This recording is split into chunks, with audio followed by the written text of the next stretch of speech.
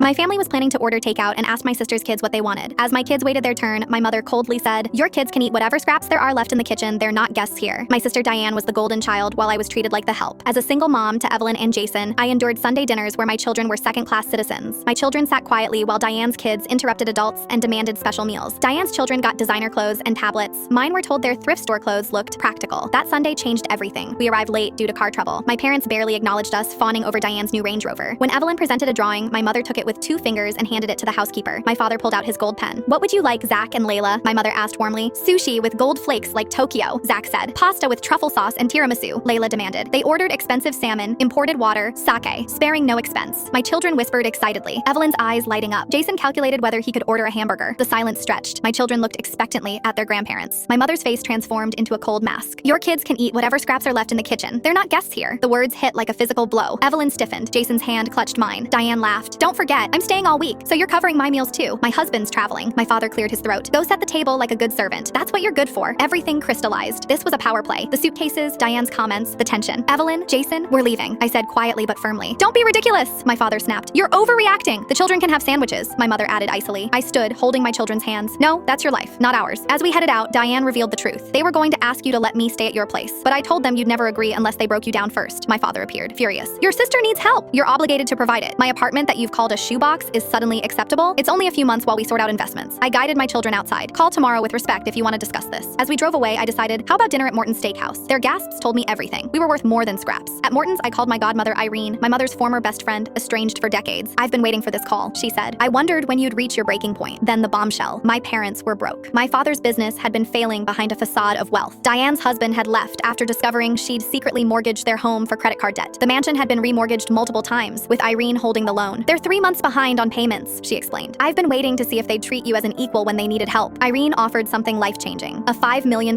trust for my children and power over my family's financial future. The next morning, my entire family showed up, disheveled, desperate. My father tried pushing past me, but I stood firm. Inside, Irene sat with her attorney. Legal documents told the story. My parents' empire was collapsing, Diane faced foreclosure, and I now held their lifeline. "This is a family matter," my father protested. "I gained that right when you mortgaged your property to me," Irene replied. The truth emerged. Years of failed investments, secret debts, maintaining appearances while hemorrhaging money. They'd planned to manipulate me into housing Diane indefinitely. "We were going to compensate you," my father insisted. "By telling my children to eat scraps?" I set my terms. "Diane can stay 2 weeks while finding housing. You'll treat my home and children with respect. After that, I'll help you find affordable housing. Accept these boundaries or leave." My father was rendered speechless. 6 months later, writing from my new home purchased with Irene's help, the transformation is remarkable. My children play in the backyard, no longer accepting less. My parents downsized to a condo. Diane found an apartment and took her first job. The toxic dynamics slowly healed through therapy. Most importantly, my children learned what I wish I'd known. You teach people how to treat you.